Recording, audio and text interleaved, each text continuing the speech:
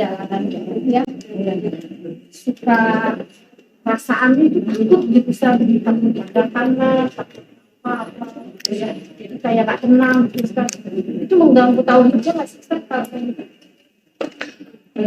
Takut karena supirnya ugal-ugalan. Mendengar kecelakaan gitu, kayak kemarin di Bandung itu kan ada kejadian pas saya lewat situ Ustaz, jadi kayak sugesti gitu. Gimana sih? Saya kira itu fitrah ya. Cuman kalau ibu mau yakin lebih lanjut, belajar lebih lanjut, itu kecelakaan kemarin di Cipularang itu sudah dicatat oleh Allah apa belum? Ya. Iya, sudah dicatat. Seandainya nanti ibu yang kecelakaan, udah dicatat juga kan? Artinya nggak mungkin keluar dari catatan. Nah, dengan demikian, ngapain terlalu takut? Tapi kalau supir ibu ugal-ugalan, naik bus juga, busnya remnya nggak pakem, ya boleh takut. Artinya, gimana caranya supaya si supirnya ini nggak ugal-ugalan lagi, atau pindah bus, dan seterusnya. Ya, asbab itu boleh kita bahas. Bahwa semuanya sudah ditakdirkan, betul sekali. Tapi asbab itu boleh kita bahas. Ya. Bolehkah ibu pindah mobil karena melihat mobil ini kok, ya itu tadi ugal-ugalan gitu ya? Boleh. Bagian dari usaha. Ya.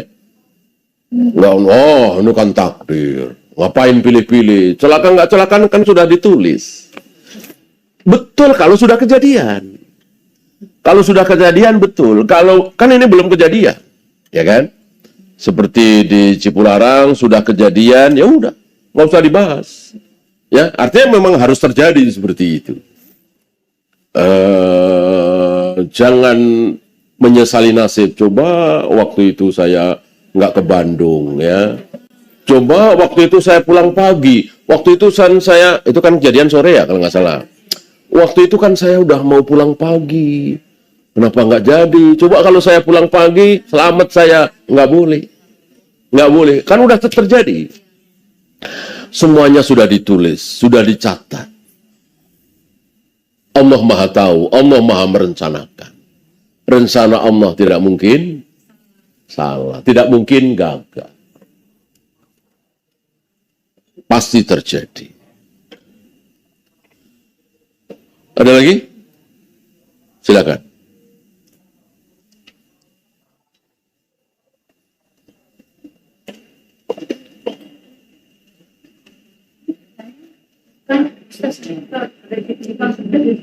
Jangan.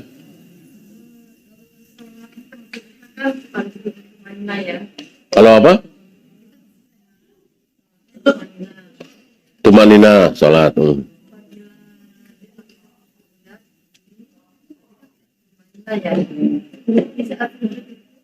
Lama-lama badan itu boleh tidak? Kalau kita kan normal sujudnya lama, ya.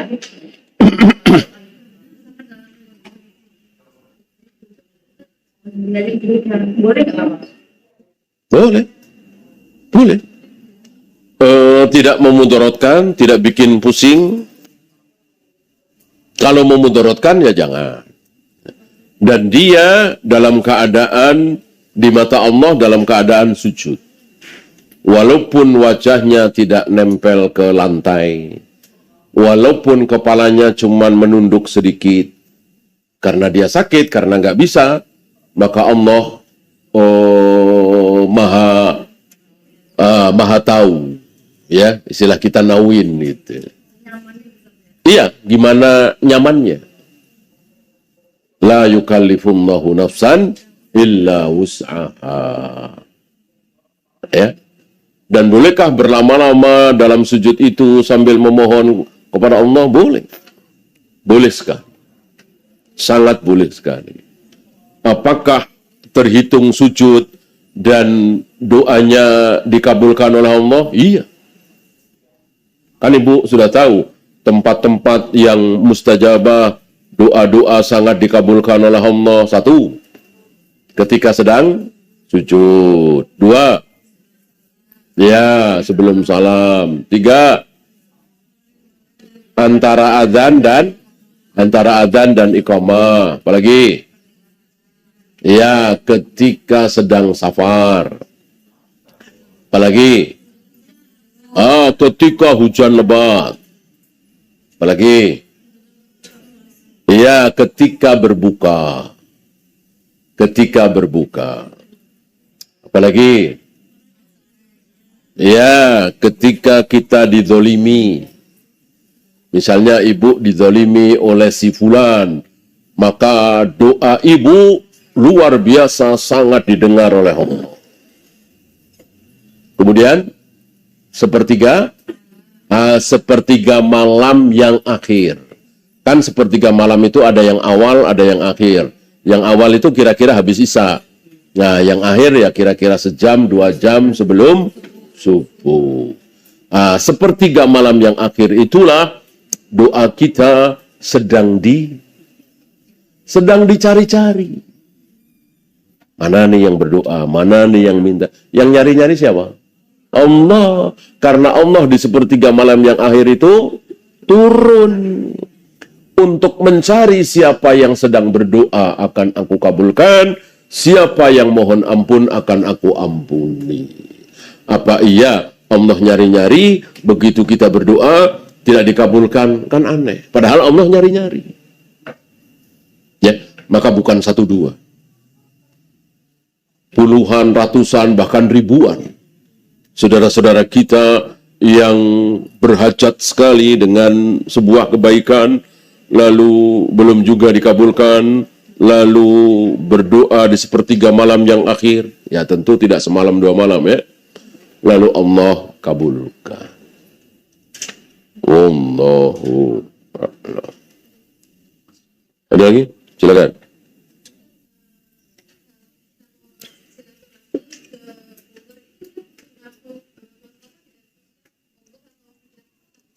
Dari sini, saya kira sudah masuk safar ya. Atau mungkin tanyakan orang-orang sini. Karena memang safar itu uruf.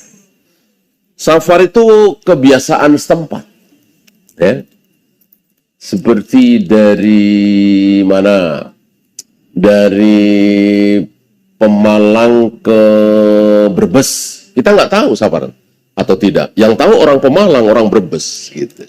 Jadi uruf safar atau tidak itu bagaimana kebiasaan. Saya kira dari dulu orang-orang Jakarta ketika ke Puncak misalnya, ke Bogor misalnya, safar. Atau sekali lagi tanyakan ya, uruf ya. Iya, kalau batas kilometer ada 3 farsa, tapi itu kan bukan dari Nabi. Itu bukan dari Nabi, ya. Artinya pendapat ulama yang bisa benar, bisa salah. Ya. Ambil contoh begini. Ali bin Abi Thalib. Ali bin Abi Thalib sepulang dari jihad, ketika pulang kembali ke kotanya, Kufah. Jadi Ali bin Abi Thalib yang pertama kali menjadikan ibu kota bukan Madinah. Di zaman Rasulullah, Abu Bakar, Umar, Utsman, itu ibu kota Islam di Madinah. Ali bin Abi Thalib di Kufah karena ada sesuatu. Nah, ketika waktu itu Ali bin Abi Thalib dan para pasukan sudah melihat kota Kufah. Sudah melihat kota Kufah, sudah kelihatan lah ya, kelihatan paling berapa kilo sih. Lah, sholat asar masih 2 rakaat. Masih 2 rakaat. Beberapa tabi'in bertanya, "Ya Amirul Mukminin, bukankah rumah-rumah kita di Kufah sudah kelihatan? Kenapa masih 2 rakaat, masih mengkosor?" Dijawab oleh Ali bin Abi Thalib, iya, sampai kita betul-betul masuk kota Kufah. Dari pemahaman Ali bin Abi Thalib seperti ini, maka para ulama memahami bahwa safar adalah keluar kota. Keluar dari kotanya. Bukan keluar rumah. Kalau sekedar keluar rumah, walaupun mungkin jauh ya, muter-muter Bekasi, Celilitan, Condet, Pasar Minggu, Tanjung Priok, itu bisa hampir 100 km. Apakah sudah safar? Belum. Belum. Ya. Wallahu a'lam. Ya, silakan. Assalamualaikum.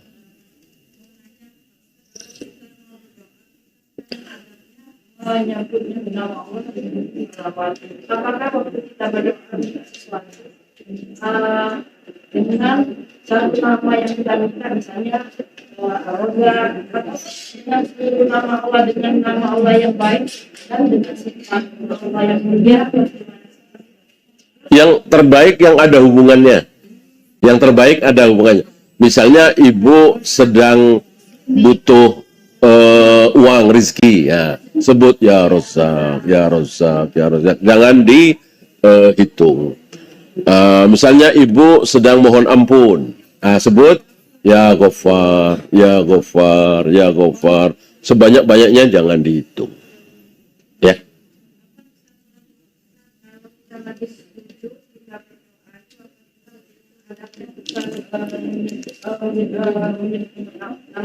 Dengan salawat, apakah langsung kita, kalau ini berbahasa Indonesia dan kita dengan Arab,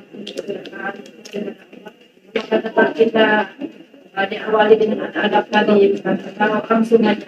Enggak, kalau sujud langsung aja. Kalau sujud langsung saja.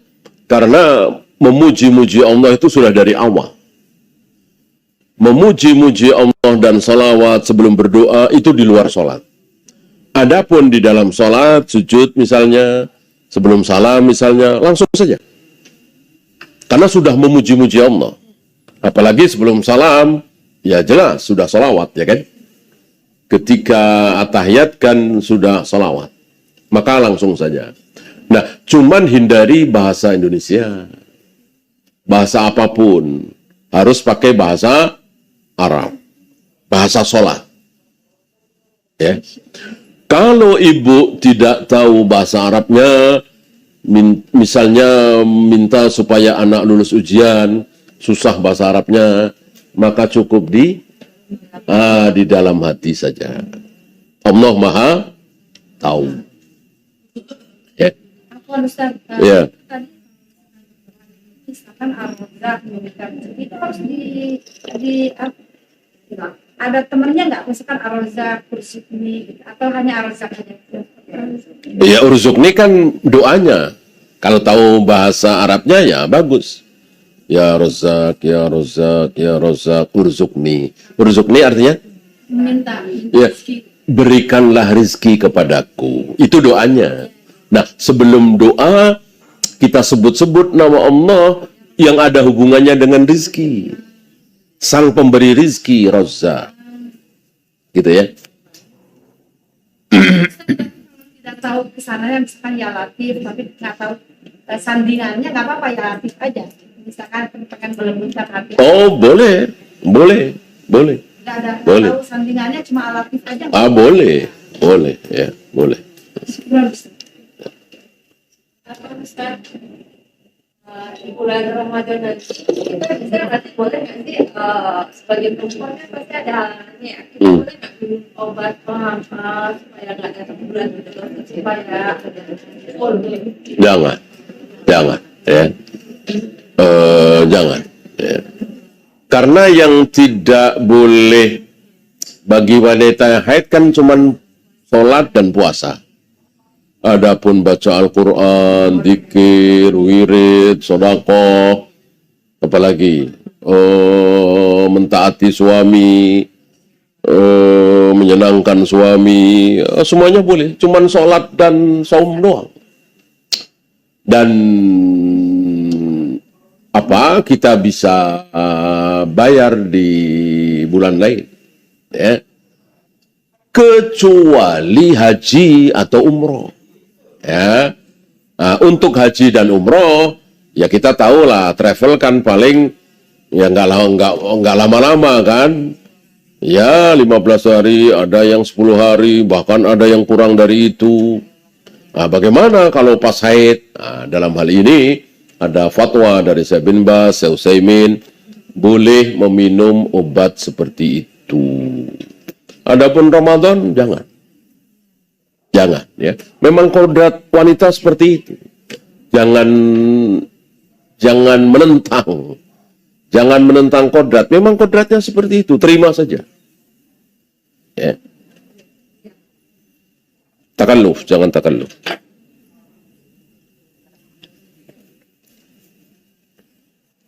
Ibu-ibu, silakan.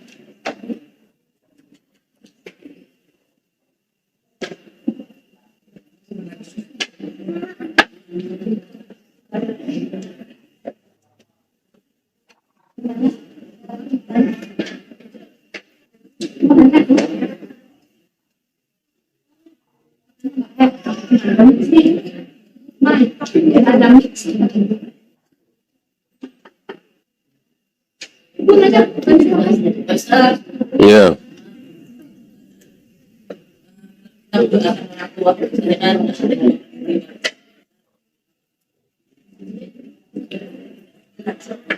Selain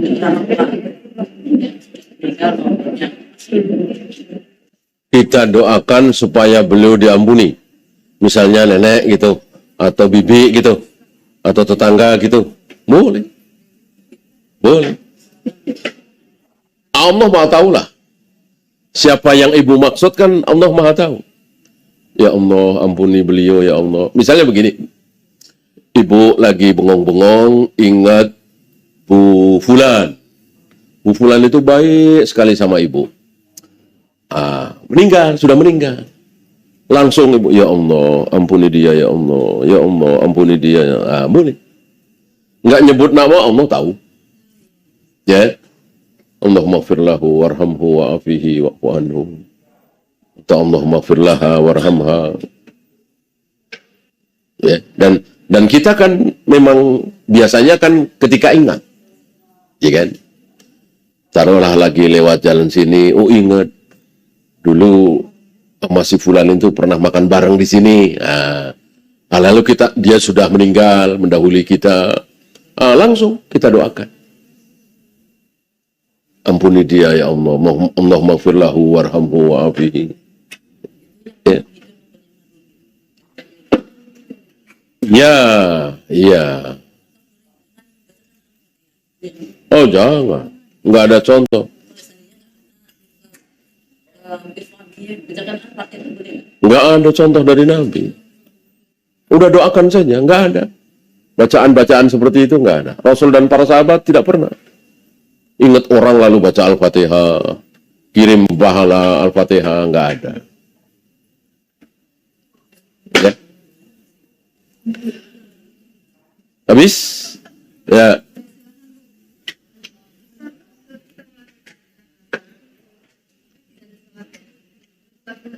Setelah apa? Setelah sholat asar.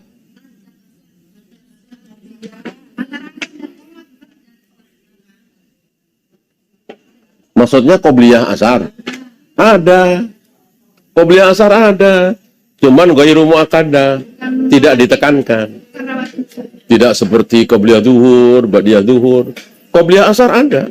Bisa 2, bisa 4. Bahkan Nabi mengatakan rahimallahu abdan. Allah merahmati seorang hamba yang sholat 4 rakaat sebelum sholat asar. Boleh, ada, sunnah. Tapi ghairu muakkadah. Tidak ditekankan. Yang muakkadah yang ditekankan apa? Qobliyah subuh, qobliyah zuhur, ba'diyah zuhur, ba'diyah maghrib, ba'diyah isya.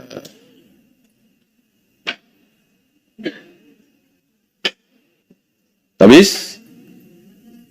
Ada lagi?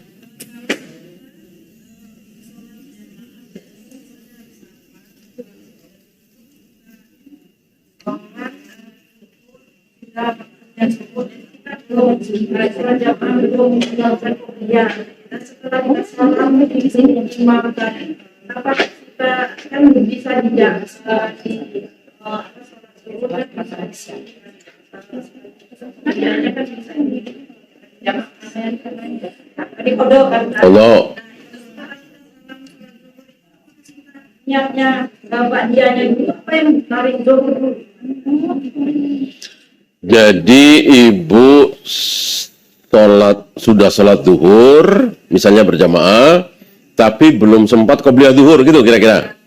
Bolehkah melakukan qobliyah zuhur setelah sholat zuhur? Jawabnya boleh. Dengan syarat apa? Ya rutin. Bukan sekali-sekali atau jarang ya. Ibu rutin qobliyah zuhur. Ibu rutin qobliyah subuh. Tiba-tiba kesiangan bangun, ya. Apakah masih boleh qobliyah subuh? Masih boleh. Dengan syarat rutin tadi. Apa dulu qobliyah zuhur dulu, apa ba'diyah zuhur dulu? Tentu ya urutannya kan qobliyah dulu baru ba'diyah kan. Sama ketika ibu belum sholat zuhur, belum sholat asar karena macet total, sampai rumah sudah asar. Sholat zuhur dulu apa asar dulu? Ya tentu zuhur dulu. Sholat itu jangan dibalik-balik. Namanya sholat itu zuhur dulu baru asar, asar dulu baru maghrib, maghrib dulu baru isya, dan seterusnya. Ya, walaupun ibu berjamaah dengan imam di masjid yang sedang sholat asar. Misalnya macet total, belum sholat zuhur, mampir masjid, sudah menjelang qomat sholat asar. Ibu nyantai aja wudhu biasa, begitu ikut imam jelas, dan para jamaah sholat asar ya, ibu niat sholat zuhur, karena memang belum sholat zuhur.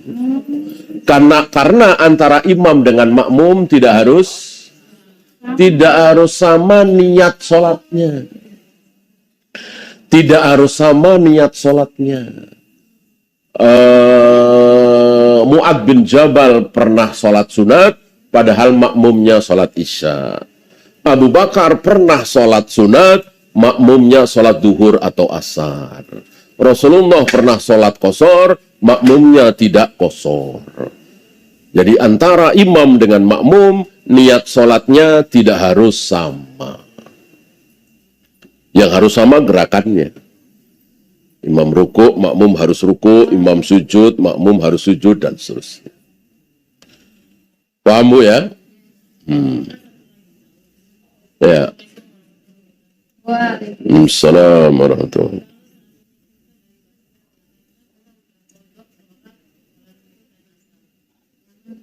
Qashar, jamak qashar kali, bukan qadha.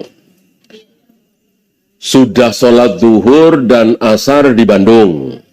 Ya, berangkat dari Bandung mungkin jam 1 gitu ya. Sampai Jakarta? Ya. Sudah selesai, kewajiban sudah gugur. Kewajiban sudah gugur. Enggak. Kecuali kalau ibu nemu jamaah. Nah, boleh menambah, boleh, tidak wajib. Dengan dalil Nabi selesai sholat, ada 2 orang nggak ikut sholat. Nabi nanya, kenapa kalian nggak ikut sholat berjamaah? Dijawab, kami sudah sholat di kampung kami. Kata Nabi, lain kali walaupun sudah sholat, boleh ikut sebagai ibadah tambahan. Ya, tapi tidak wajib. Tapi tidak wajib. Kenapa? Karena kewajiban sudah gugur. Kan sudah sholat asar di Bandung tadi. Dan di Bandung sholat asarnya 2 rakaat apa 4 rakaat? Tentu 2. Ya. Ustaz, makanya Ya. Ustaz, kalau kita berdoa dalam sujud itu, doa yang sudah orang meninggal ya Ustaz, misalnya suami atau teman, boleh nggak Ustaz kita baca di mulut ini, misalnya Fauzi bin Umar ini, waktu boleh Ustaz? Namanya disebut pakai penting gitu. Tadi ya, disebut nggak disebut Allah tahu. Ya. Ya makanya menghindari apa ya, penambahan ya, Maka yang terbaik nggak usah disebut. Allah Maha tahu. Siapa yang ibu maksud itu Allah Maha tahu. Pasti tahu. Maka ketika ibu mengatakan, ya Allah ampuni beliau. Ya Allah ampuni beliau. Ya nggak mungkin Allah, beliau siapa nih? Nah, nggak mungkin. Kalau kita iya. Beliau siapa? Yang jelas dong. Nah, itu kita. Allah nggak mungkin. Allah Maha tahu. Paham Bu ya? Udah paham saya pulang nih. Ya. Ini kan kita selalu mengamalkan surat Al-Mulk Ustaz setiap malam untuk tujuannya menghindar daripada azab dan siksa kubur ya Ustaz. Itu setiap malam Ustaz atau bagaimana? Sebaiknya